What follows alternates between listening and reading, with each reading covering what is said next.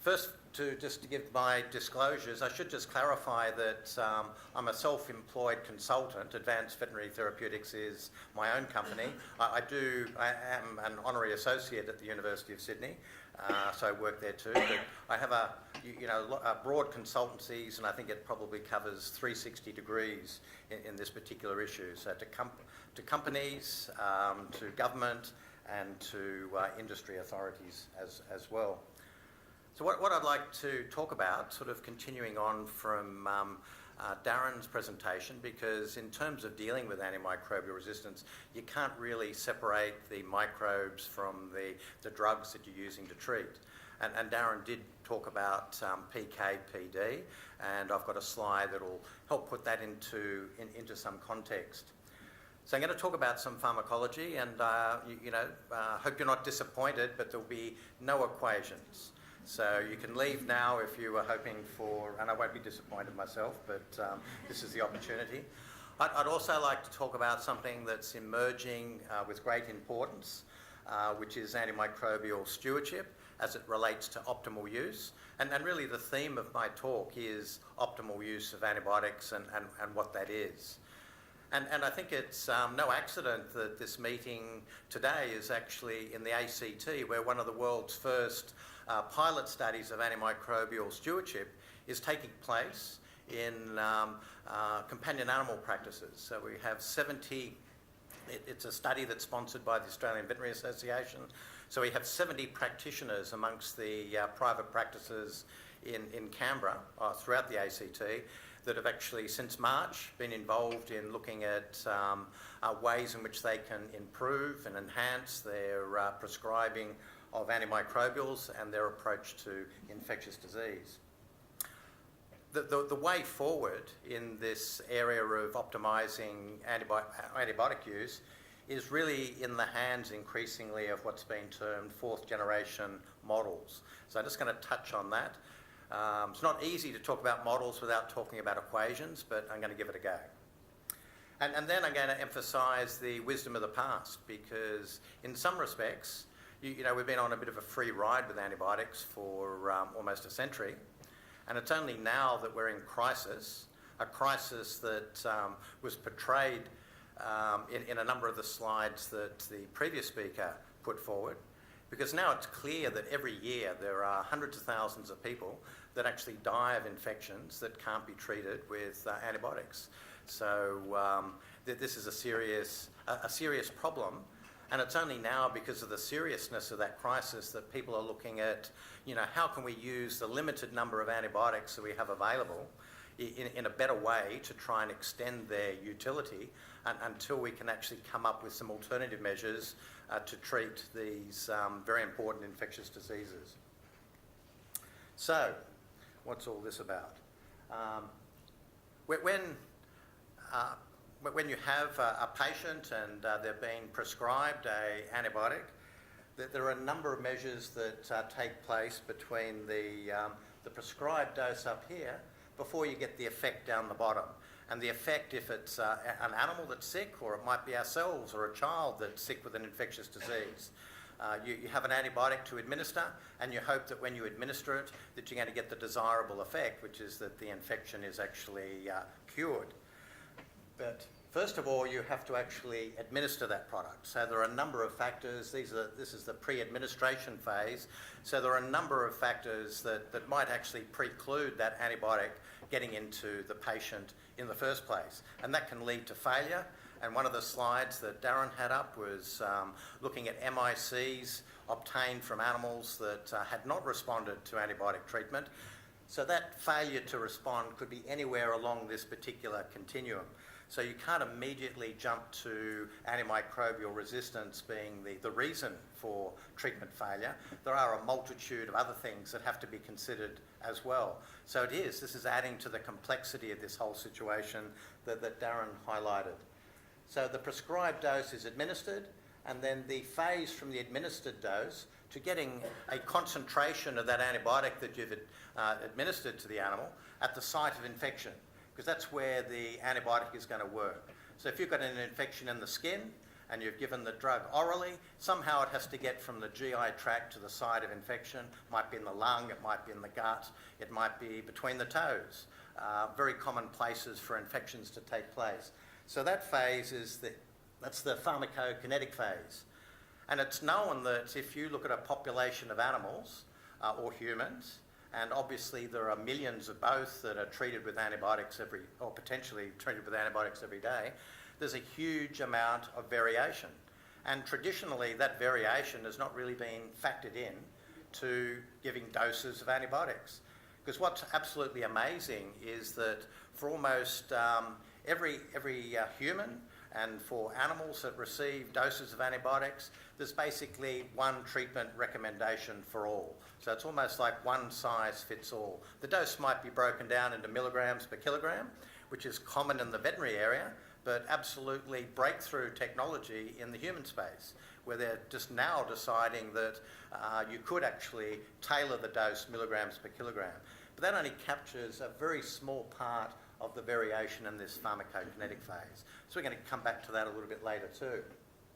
So we've got a concentration of drug at the site of the infection. And that site of infection could be anywhere in the body. It could be a site of infection that has very few organisms. It could be a mixed population of pathogens, or it could be a very well-established infection that's been going on for a long time, and you've got a massive number of bugs there. And this sort of captures what's known as the inoculum effect.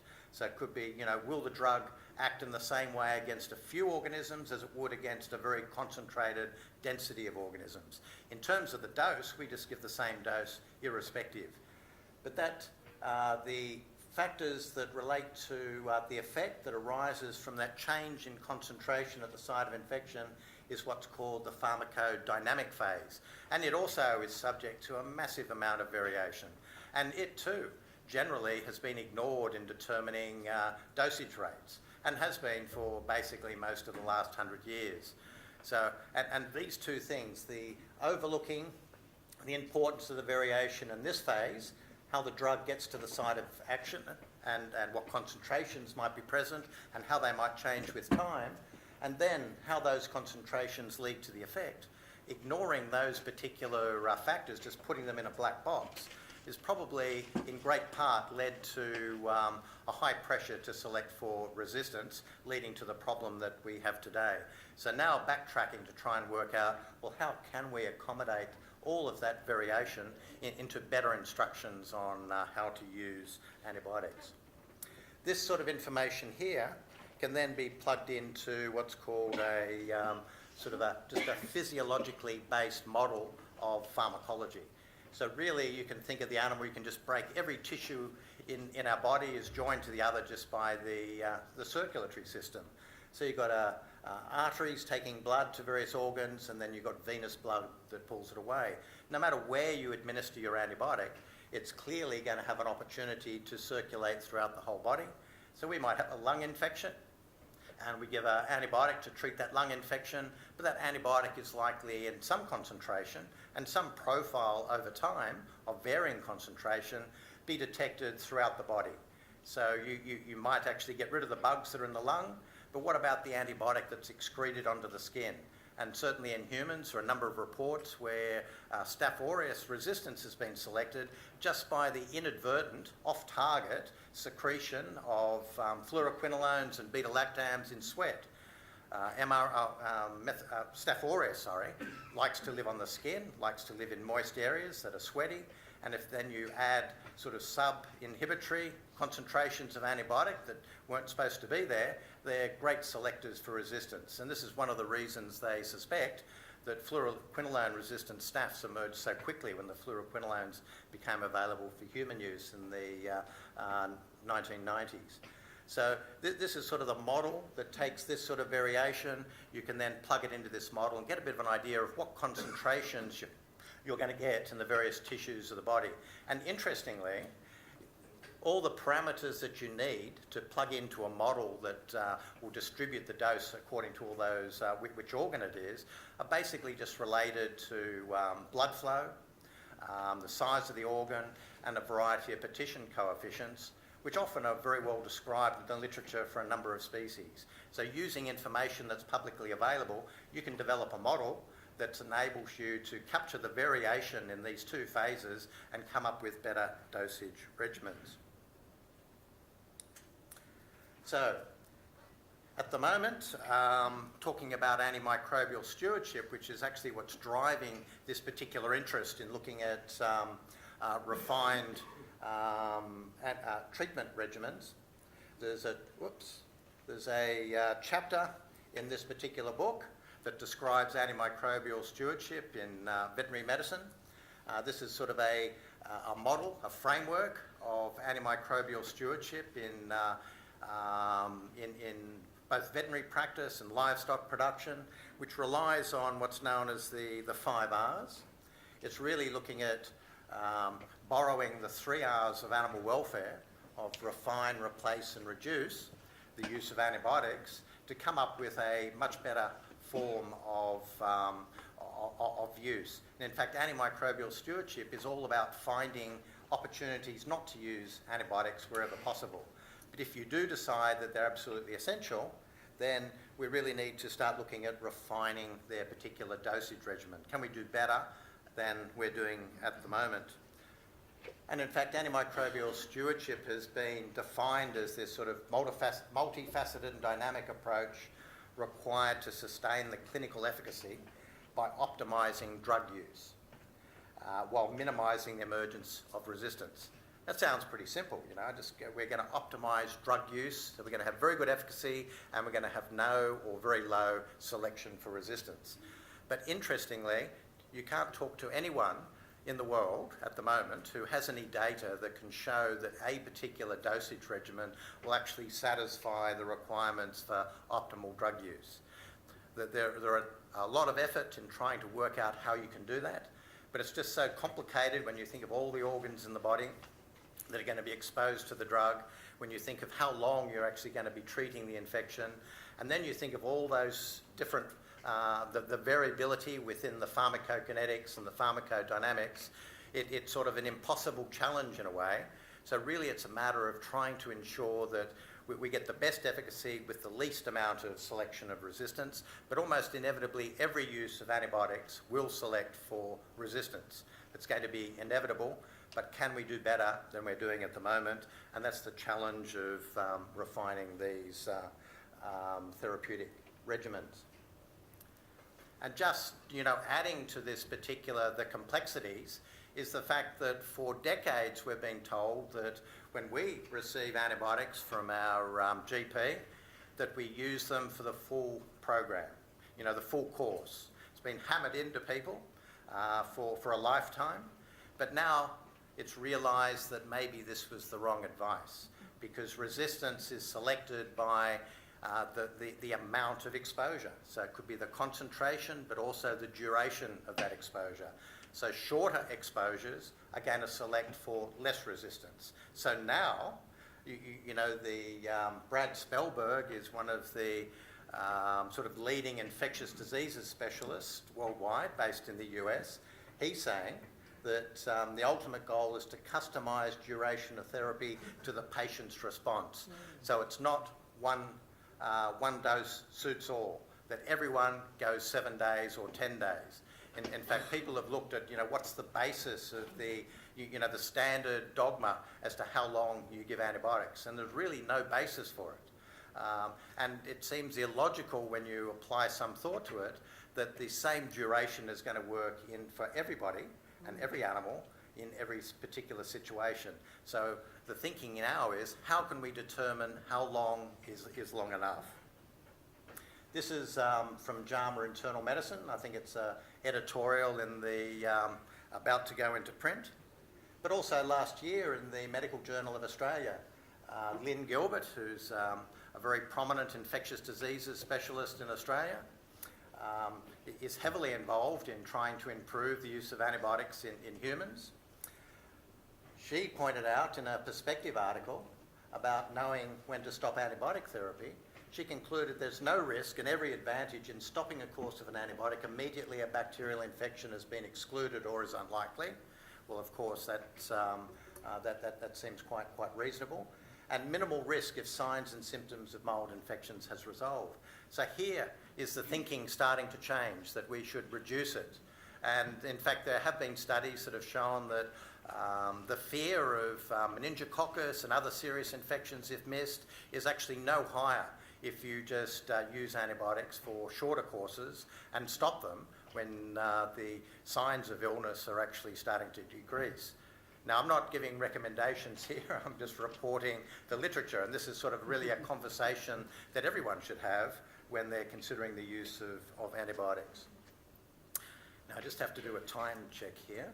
So, okay, high fives, good. Refined dosage regimens timeline. Because I talked about the wisdom of the ancients. Well, they're not really that ancient, because the timeline only goes back to when I was in primary school in the early 1900s. But William Osler is known as the sort of father of clinical medicine on the human side. He noted, he pointed out in a very famous speech that he gave, is that just as every face is different, so is the treatment that you've got to apply to a person with a particular ailment. So he highlighted the fact that there is a huge amount of variability. And at that time, a lot of the treatments were customised to the patients, because there weren't a lot of diagnostic tests, and you spent a lot of time with your patient trying to work out what the problem was and coming up with a treatment regimen that suited that particular instance. That disappeared throughout that particular century, and then people were categorised and into particular syndromes, and those syndromes had particular treatments that were outlined in guidelines, etc. And so that one dose fits all became the dominant theme for the next 100 years. And it's only just now that we're starting to say, well, we have to deal with that variability. The other person at the turn of the 1900s was Paul Ehrlich, and I think, he's known as the father of chemotherapy. I think he won a Nobel Prize for his work in immunology, but he made a lot of breakthrough observations at the time. He came out with the first antibiotic, one for treatment of syphilis, and he wasn't thanked by the church at that time for coming out with something that treated syphilis, but nonetheless, he knew from his studies of infectious disease that particular dosage regimens were more advantageous and more likely to succeed than others. And it's much of his wisdom that is now being captured and converted to sort of models to come up with better regimens today. Harry Eagle in the middle, these guys who are powerhouses in the infectious diseases area. All the early work on dosing of penicillin came from his particular laboratory. And he was the one that back in the 1950s published work that showed that penicillin worked best if the concentrations that you found in plasma exceeded the MIC, the minimum inhibitory concentration of the target pathogen, for as long as possible. So he was the first one to note that penicillin was a time-dependent antibiotic. And that then sort of changed thinking for the next 50 years about how antibiotics should best be used. So despite the fact that he's saying that penicillin, a beta-lactam, works best if the time above the MIC is best, it continued to be used as sort of just periodic, maybe 4 or 5 times a day treatments, rather than as an infusion. So now, infusing penicillin for critical patient care is now becoming re-established as the best way to treat people if their infections happen to be sensitive to a time-dependent antibiotic like the beta-lactams might be. And then also coming along here, just some sort of major sort of milestones in the timeline. Jim Riviere, who I think spoke at this particular session last year, sort of very prominent veterinary pharmacologist in the US. He did a lot of work with model development, models capturing a lot of pharmacological data in order to be able to predict sort of effect. His early work was in the toxicity area and in getting drugs across the skin, but his work really set the foundation for models on how best to capture all that variability in the pharmacokinetics and the dynamics to come up with better dosage regimens. and others here as well, sort of capturing that. But it's actually reasonably recently that people have really just started to think about maybe one size does not fit all. And now we're in the area of stewardship, which is really when we're concentrating on refined dosage regimens. And one of the great models that's emerged just in the last 20 years, and really just in the last 5 to 10 years, has it become a serious discipline, is what's known as pharmacometrics, which is really just a way of capturing the mathematics of variation and using it to come up with a sensible recommendation for dosage under the whole range of sort of variable patient, disease and drug phenomena that are likely to be encountered. So this is what Paul Ehrlich said way back in 1913.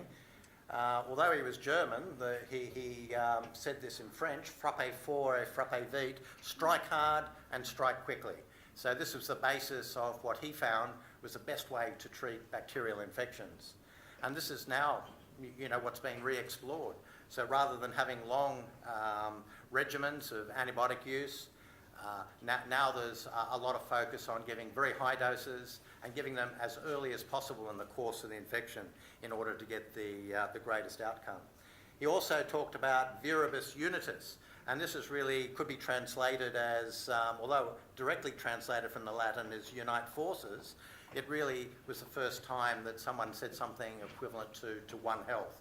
He was talking about this in a broad audience, an International Congress of Medicine, but really he concluded his particular talk by saying that together we can solve these problems, and really antimicrobial resistance today is this combined animal health and medical issue that we're trying to solve.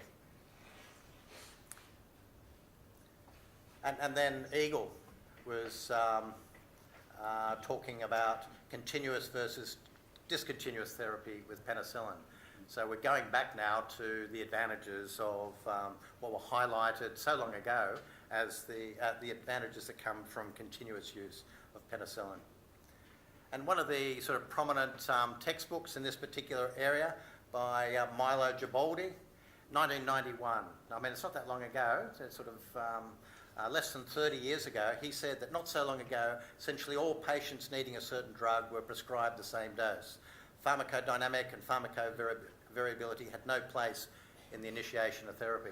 It's just amazing to think, and it's easily forgotten, that the focus on maybe customising dosages of antibiotics to patient need is something that is really quite a recent phenomenon.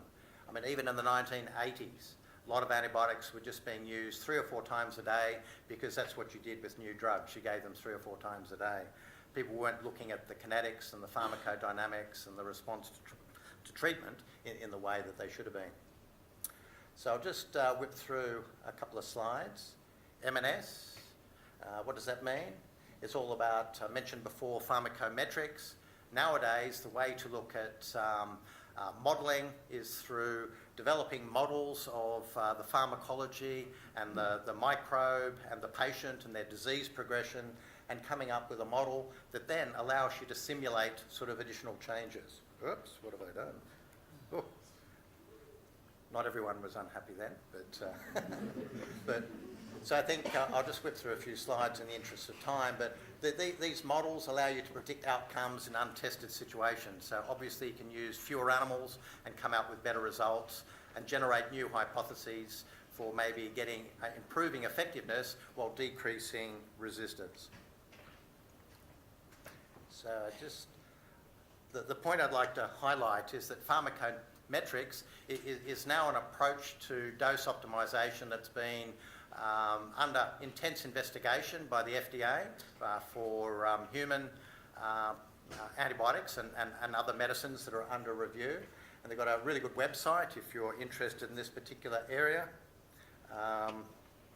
And more recently, the Centre for Veterinary Medicine has initiated a contract to look at pharmacometrics as a way of guiding dosage development and optimisation for veterinary medicines. So this has now been going for a couple of years, and so in 2 or 3 years they'll have made a lot of progress, and I think already they have a good model for the dog. and they're developing models for other species. And I think the technology that becomes available, that's developed under this particular umbrella, is certainly something that will be available for use worldwide. So, but importantly, we've got to remember that all models are wrong, some are useful, and we've just got to make sure that we pick the most appropriate ones. So I'm just going to race to the end in the interest of questions, just to hit. One of the things I wanted to highlight, just going back to Ehrlich, just as I conclude the talk, is that we have to be very careful to be driven by the science and not by the perception. Currently, from a regulatory perspective in Europe, they're very opposed to preventative uses of antibiotics, and preventative uses may in fact be removed from labels. But in fact, if we look at Ehrlich, where he said to treat quickly, that means early in the course of an infection. If you plot the intensity of the pathology, which also could be the intensity of the bacterial population, as the disease progresses in the untreated patient, the density of bacteria increases substantially by many, many logarithms. The more bugs, the more likelihood you're going to select those that may be resistant. So in fact, to reduce resistance, you really need to get in as early as possible. So as soon as you have pathogen exposure, that's when you should be trying to treat. If you've got a herd of animals, that might be when you treat the herd, or individuals if you can select them. But the difficulty is, how do you define when it's early enough to start treating? Because obviously by the time one animal is sick, you may in fact have hundreds of animals that are already incubating the disease, and the population of organisms has already started to rise exponentially. So early treatment is increasingly recognised as the least selector for resistance, and also the most likely to be effective. So if we rule out the ability to use antimicrobials preventatively, then this could actually have significant untoward consequences. So strike early. But with poor diagnostic precision, how can the decision be made? Because the status of our diagnostic expertise at the moment is very poor. It's poor in the veterinary area, and it's poor in the medical area, and is identified as one of the major reasons for overuse of antibiotics, and is also the focus of significant attention to try and improve. So if you have poor ability to diagnose, how do you know how early to start, and also how early to end an antibiotic regimen? And then finally, FRAPPE 4, high doses. Now high doses, hit hard, get rid of all the bugs, what could be wrong with that? But, and sometimes using combinations of antibiotics, left and a right, knock them out. Or sequential antimicrobials. So you use an antimicrobial from one class, and then you cycle it with an antibiotic from another class, hoping that any were selected as resistant to the first molecule might actually be caught up when exposed to the second. However, when you look at the variety of circumstances that are out there, you can find that either under certain circumstances, any of those particular approaches can in fact accelerate the onset of resistance. So it seems complex and insoluble, doesn't it? But I think it all really comes down to the fact that there has to be a certain amount of customisation, and one size does not fit all. So insights of the early 1900s now being dusted off and re-explored. Modelling and simulation, although I raced through it, I'm sure the presentation will be online. Have an opportunity to explore that for those that are interested. The regulation of yesterday and today must encourage and be confluent with the innovations in dosage regimens of tomorrow.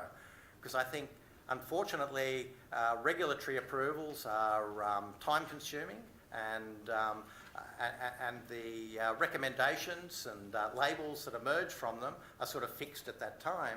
But the technology and the change in knowledge about how best to use those particular agents changes very quickly. So I think there has to be some sort of collaboration between the regulator and those that are improving the use of those products to ensure that you don't always have to go back and change the label, because that's always going to be out of synchrony with the rapidly changing knowledge in this area. Unintended consequences have to be avoided. There have been many in Europe, very many notable ones, so I think we have to learn from that. and let's hope that there are in fact some innovations, because the forecasts on the crisis of antimicrobial resistance are quite devastating. So unless we start to solve the problem today, then I don't think we'll be looking forward to tomorrow. Thank you very much.